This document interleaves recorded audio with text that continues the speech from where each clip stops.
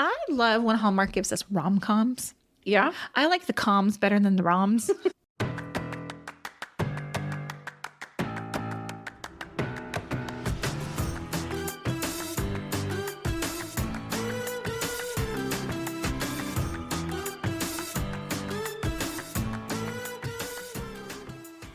Hey everyone, welcome to Girls Gone Hallmark, a Hallmark review podcast. I'm Megan. I'm Wendy. This episode is a part of the Girls Gone Hallmark summer series where we are watching and reviewing fan favorite movies. Today we're discussing Love to the Rescue, which originally aired on March 23rd, 2019. If you want to connect with us outside of the podcast, we'd love for you to follow us on Instagram. You can find us both at Girls Gone Hallmark, no spaces, and Megan and Wendy, also no spaces. Jump into our Facebook group, Girls Gone Hallmark, where we talk movies, gossip, so on and so forth. And you can always email us, meganandwendy@gmail.com, with your thoughts on this movie and everything else happening on Hallmark this summer. Let's jump right into a synopsis of Love to the Rescue. Sure thing. Two single parents come head to head when their kids want to adopt the same dog.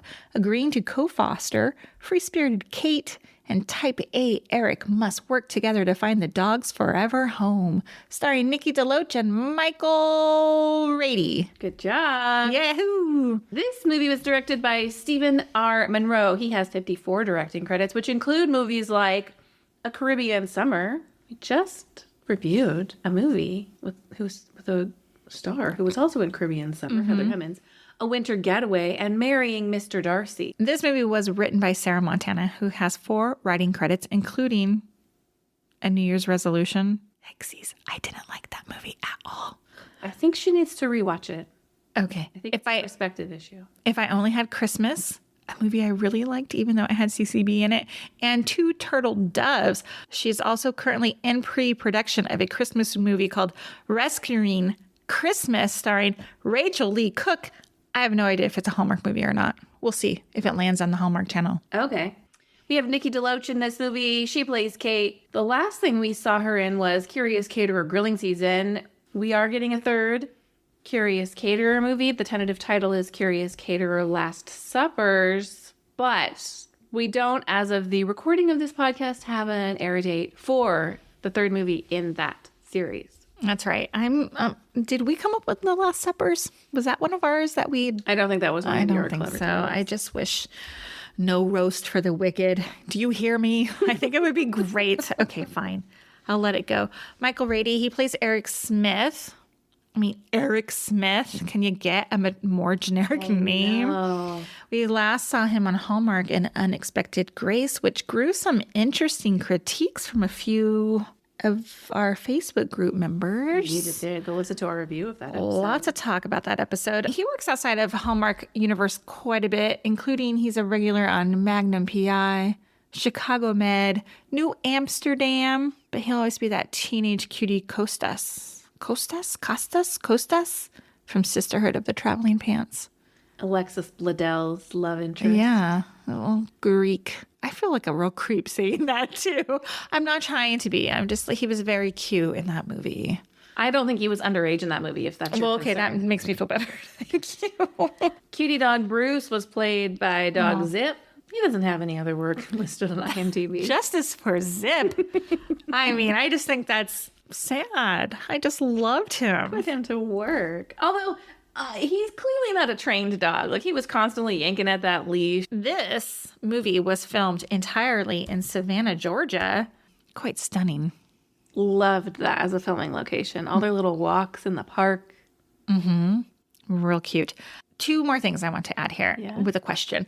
First of all, this movie got a 6.9 out of 10 from users on IMDb. Mm-hmm. I feel like that's kind of a low rating. I think so too. But I think this is like a fan favorite movie, no? I think so too. All right. Those 2 things don't always match up. No. I read in the comments or the user reviews on IMDb that sometimes Nikki DeLoach always appears older than her male leads. And I want to know what you think about that. Do you think she appears older, or do you think her co-stars maybe just look younger? For example, she's 43. That's the same thing. No, I just mean, do they are they younger looking dudes? How old are she and Michael Rady? She is 43. Rady's 41. Andrew Walker, for a test, is 43. Okay, so she's basically the same age as all of these men. Mm-hmm. I think, I'm going to go ahead and say it. I think people are ageist. I think when women show signs of age, whatever that may be, I think Nikki DeLoach looks great. She's 43. That's how old I am. Mm-hmm. I think they're not treated the same way as men do. You're like, oh, look at that salt and peppery beard. Oh, look at those crinkles around his eyes. When you're like, hey, lady, get some Botox. Right. I understand what you're saying. I'm wondering, like, I don't like the idea that we've got to cast an actress who looks younger so that she plays the part of this hot dude. I agree. I absolutely agree. Get out of here. And I think it's unfair to be IMDb reviewer. She needs to be with an actor who's older, like Treat Williams. Like Cameron Matheson. How old is that dude? Old? I don't know. He's no way. 42. He's 53. Oh. I could see people saying, like, you know, he's a young looking 53, honestly. He looks... That's what I'm saying. Does like Walker and Rady, they look younger than their actual age. Yeah, but my point is people are saying, like, oh, she looks old. I agree. They You know what are I have saying. to say to that? Bite me. Okay. And I'm not going to give any weight to this argument. It was just a conversation I wanted to ask because I saw it was a recurring I'm not mad at you. comment on IMDb. And look at users of IMDb are not always the kindest. So keyboard warriors. Indeed. So, okay. What's your first impression of Love to the Rescue? Have I seen this movie before? Have you? Have we? We haven't. Because I remember those rudimentary sketches that she did for the carnival from something else. Maybe you threw on a Hallmark. Maybe I did. And this is what's all trickling back into this brain of mine. It might have been post a New Year's resolution because that particular episode we had a friend of the show, Callie, on to review. And I remember her saying like how much she loved Michael Rady and how great he was and like, you're baking me crazy. And maybe she mentioned this movie and maybe I watched this movie after that. did. I don't remember it. I remember some elements of it. Maybe. Okay. But you've never seen it? No. Okay. What's your first impression? A movie with a dog that doesn't suck. Right? I think so many movies that we've seen in the past couple of years have been chasing the high of Love to the Rescue. Oh, they're like this Romance word. to the Rescue and all these other nonsense dogs movies that are like, we're just going to put a dog in the movie and that's going to solve every issue we have with the movie itself. What do you think about having animals play a role in movies? I think it's okay as long as you don't put too much weight on the animal. And since we're moving on to our likes, I think that's one thing this movie does well is that Bruce is central to the movie. His story is central to this movie, but Bruce himself, the dog, is not central to this movie. So much of his story takes place without him even on screen. Okay. And I think that's what this movie does well. We're talking about a dog. But it's a movie about a dog. It's really not. It's a movie about this relationship between understand. between whatever they're Eric and I don't remember Kate. Kate, you know. She's I just, understand. you know. But the script revolves around, like, this movie doesn't work without Bruce, without the dog. They would need a new premise to bring these two people together. And so the entire premise is based on Bruce the dog. They could have removed Bruce and just had it be the PTA be the premise that they come together. Yes, but I'm not bothered by Bruce's role in this movie. Neither am I. Okay. I love animals. Though I've never seen the 9 Kittens of Christmas, and I don't know if Kimberly Sussman. I love her, but I just don't know. Tell me what else you liked I about thought this movie was very funny. Very funny. Really? Like, I think Kate and Eric had great banter. At one point, he's like, maybe dial back the caffeine. And she shouts back, never. Mm-hmm. There's a scene when Kate is alone watching a movie and A Hallmark movie, perhaps? yes. And she goes, oh, he's definitely the one. You've known him for like 3 weeks. Yeah. Yeah. I just thought that was nice. There were some great funny lines, and I think Nikki DeLoach is a really good comedic actress, and we don't really see her in that role quite a bit. I mean, with the exception of Curious Caterer kind of plays into that. Yeah, I agree. I think she gets the more serious role. I don't think I've seen a role with her where she's serious. Was she in 5 minutes of something like last Christmas that I didn't You watch? should watch Cranberry Christmas. It's sad, No, serious. it's just a little more serious than lighthearted. I wouldn't say it's sad. It's like a couple who is divorced, but it's, not this new love. Got it. Let me put it on my list here. And you know who's in it? Nikki DeLoach. Benjamin Ayers. Okay. No comment. Don't what? Meet your heroes. I will agree that, did we already talk about this? There were some funny things in this movie. I thought it was pretty funny. Well, because when I said it was very funny, your face went, Did I say it? I don't know, like laugh out loud. okay. I thought it was enjoyable. It was Hallmark funny. It was Hallmark funny. Yeah. Like when she's like, I live on Dogwood Lane. Can't make this up. I don't remember. Yes. I had to rewind it. I thought that was thought very those funny. lines were delivered very naturally, and I don't think that's necessarily an easy thing to do. I love Michael Rady. I just find him so charming, and it must be like his boy next door look or something. At one point, he tells her to have sweet dreams, and I Swoon. pretty much, I was like, oh, I was like, who am I? But yeah, having like an adult man tell me to have sweet dreams never has happened in my life. I don't know that everybody could pull that off. So good. It was real good. I really connected with Kate's involvement with the PTA because she goes to this meeting and they're like, you're going to run the silent auction. And everybody in the PTA knows that the newcomer shows up and you give them the least desirable job, which is absolutely the silent auction, because asking people to donate free stuff is a nightmare. And also the attitude that she's just going to know what that means. Like, you're going to run the silent auction. They give her no information. I have had this exact experience where they're like, here's this very large job, and we're not going to actually tell you how to do it or how it's been done in the past. We're just going to expect you to do it to the way we like it done. Someone on this script writing staff has been in a PTA. Absolutely. And I wrote that down. She got bamboozled into being the silent auction chair. No one wants that job. If you are not familiar with fundraising activities in the PTA or any sort of organization where you have to be a silent chair person, silent auction chair, forget it. Asking for free stuff is The worst. Because everybody says no. 95% of the time, they say no. Yes. It's awful. It's just easier to ask people to create a basket out of their own money and donate it. Like, Agree. I love when Hallmark gives us rom-coms. yeah. I like the coms better than the roms. So I find that enjoyable.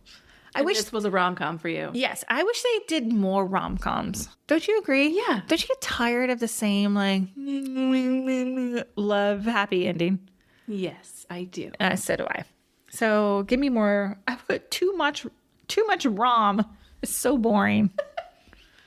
How much did you love Kate and Liam? The kids? Nope.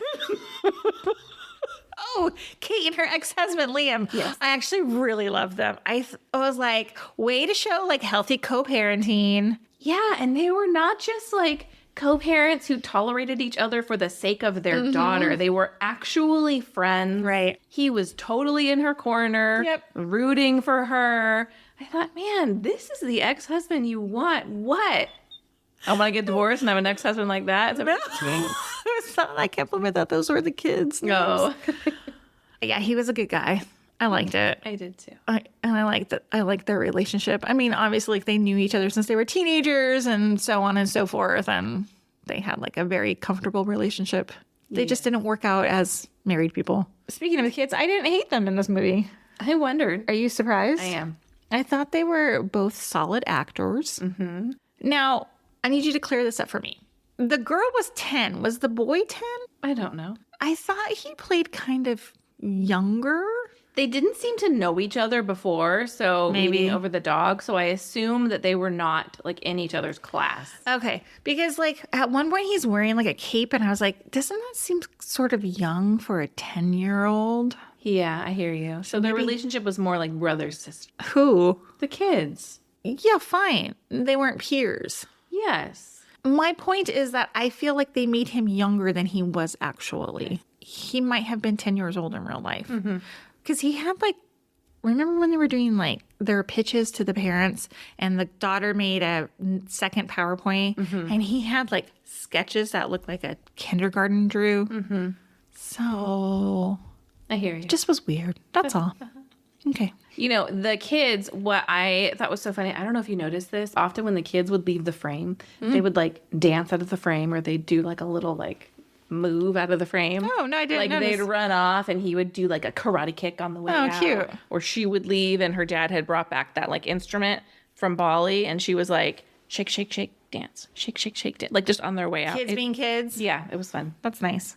I said it earlier, but the scenery was stunning. The huge canopy trees. I want to live here. Yes, ma'am. Can we move to there? Do you want to? Is Georgia on your husband's list at all? No, I have been there. It's too hot. Too hot. All right. Truly the hottest I've ever been is the 2 days I spent in Atlanta. I've never been hotter in my entire life. Okay, we'll pass then. But it was sure pretty. Your skin feels like a sausage. Ooh. Ready to burst. Ooh, I don't want to ever feel like that. Yikes. What'd you wish for? I thought the storytelling was a little uneven. Let me explain. You have Eric, who's this like type A personality, right? And then we have Kate, who's like this like artsy, free-spirited girl. And at the beginning, they show us like these two personalities clash. Because remember, she's like, he's so friendly with like everybody else, but with me, he's so like, Do you remember? Do you remember this? And then like all that falls to the wayside. Like it's not even like a part of the story anymore. It's like shifts to like Eric's dreams of becoming whatever he wants to be in his professional life. Okay. And then what's her name? Kate's like inability to fall in love and be a parent at the same time. So it was like we got two different, like it started out one way, but it fully ended the other way. Okay. Her like adherence to like, I'm not a fan of the rules was like a throughout. Yeah. So I think they held on to that. And I think also he's like, I got this job. It serves a purpose. I can't chase my dream because it's a little scarier than the bird I have in my hand. I think that follows the type A-ness of it all. All right. However, put a pin in that because the thing that I wished for is that Kate didn't immediately jump to the end of the world. Like the sky is falling because your kids are like, we could have this dog together. Right. Yeah. Eric's not the person you need to have a conversation with. It's your children. You need to be like, look, Back off. we're friends. Yeah. Even if there were a romance here, there's 10 steps between where we are today and this future you've imagined where we're one big co-parenting family with Bruce. That's who you needed to have the conversation with. Yeah, I agree. And to the point of their personalities, it seems more like Eric would be the one who's like, this is a bad idea, rules, when she's like, let's just see what could happen. Yeah. But of course, it feeds into her everything I do for my daughter. I focus on her before my own happiness. I just didn't think I'm watching this happen and them deciding to go for a relationship. And I'm thinking, oh, what's going to be the conflict? And then we get them at the park and she's like, we need to talk. And I thought, what a total disappointment of a moment. When she says that to him, I felt it in my heart. Like I've had that heartbreak where you're caught off guard by the breakup that you didn't see coming. Yeah. Something else I wished for is could they just have made a decision about the dog? Yeah. Like, I think it's unfair for an animal to not have consistency. Yes, I wrote, I wish that I knew Bruce's actual fate. Like, where's he gonna live? Yeah, but they were married at the end, right? I think I saw like a wedding ring. It doesn't really matter. The dog rescue, I think, put Bruce in a bad position. Like, you're taking this dog who's been in a shelter for an extended period of time, and you're now going to make him bounce back and forth between two homes so that he can find the right foster. No, I'm sorry. That is a completely weaselly way to solve this problem. Also, I hated the short cartoon. Like, it wasn't that good, right? Yeah, I wasn't. I was like, oh, look at this. I did kind of like a little bit of they tried. I don't envy the position they're in here. Like, she's an animator. We've got to show her doing her job, but we're not actually animators. So how do we do this? I liked that they tried and that we actually got that like short film at the end and they show like her doing some of the drawing. But I agree. It's 2023. It wasn't great. It was not great. My final wish is after they premiere the short, they have like a panel and she decides to turn it into like a therapy session and talking about love and how love has affected her and how love is going to win up. You know, it was funny because I had forgotten that in that scene they're broken up. She's like, I met someone who's changed the way. And I was like, wait a minute. She broke it off with him. Mm-hmm. He's only in the audience. Yes, she invited him and then the kids did their like subterfuge to get him there. But I kind of forgot in that moment that she's just going for it with this person who she's not even actually dating. So you enjoyed that part then? No, I was like, what's happening? Like, this is too much. After the fact, when she and Eric meet up, I'm like, wait a minute, you just had this big moment with a person that you're not even in a relationship with. You just declared your love on stage for this man. Because she realized that she messed up with breaking it off. Gotta have that big moment. Yeah, I did not like that. Like, I was thinking like the host was like, where are you going with this, lady? Yeah. Like, shut up. We got other people to ask questions to. Can we move on to Did You See That? Please. Speaking of her digital drawing, the frog and the clip art, I don't know what was happening there. Like, did you see that? It was the lines? Yes. It just was like, I think there's so some bad animation there where they're like trying to like draw the parts of the frog that would move. Mm-hmm. I don't know how animation works. I don't either, but they showed her drawing like those frogs' legs over and over and over again. It's weird. And I talked about it at the top, but when she is pitching to the PTA meeting about having a themed carnival, where's the money for that coming from? Right. For those of us who have been on the PTA knows how. Yeah. She's like, I'll let you worry about the budget. I'm like, that's all fine and good, but you need to have money to start with. Yes, exactly. But I want to point out that her drawings were so terrible. For someone who was an artist, was like, we're going to do this Candyland theme. And it was like, stick figures. Was she not drawing them on the fly? It was no. The second presentation. I don't remember. She had like a big paperboard and she was like showing them. Yeah, it was not good. But see, these are things that I'm paid to look for in movies. We're just picking. We're picking. I don't have anything. You have nothing? All right. What do you give this movie? I gave it 4 stars. I give it 3.75. Very close. I didn't hate it. I really like Michael Rady. And I really like Nikki DeLoach. I thought they were a great pairing. I maybe didn't like the story so much. I don't know. I liked it. It was comfortable. If it was on, I would fully put it on and do things around the house. Especially to hear that sweet dreams. So good. Someone commented in the IMDb, so nice to see Nikki DeLoach with someone other than Andrew Walker. But they've only been in 5 movies together. It'll be 6 soon. That's a lot of movies. It is a lot of movies. But in that same vein, I only want to watch Paul Campbell and Kimberly Sesta together. They're your one true pairing? Yeah. We're in the olden days when they would have movies with an actor and an actress all the time. Yes. Kind of like Clooney and Julia Roberts are in a lot of movies together. Yes. Or Tom Hanks and Meg Ryan. Yes. That's how I feel about Paul Campbell and Kimberly Sesta. Okay. I see that. Okay. Thank you for listening to this episode of Girls Gone Hallmark. If you want more from us this summer, we are creating content in our Long Story Short Patreon. So for just $5 a month, you can get bonus Megan and Wendy content that is not at all Hallmark related. Patreon.com/Megan and Wendy. If you love this podcast, we love your 5-star ratings and reviews. Hop into the Apple Podcast app, tap the 5 stars, and let everybody know how much you love this show. We'll see you next time. Bye. Bye.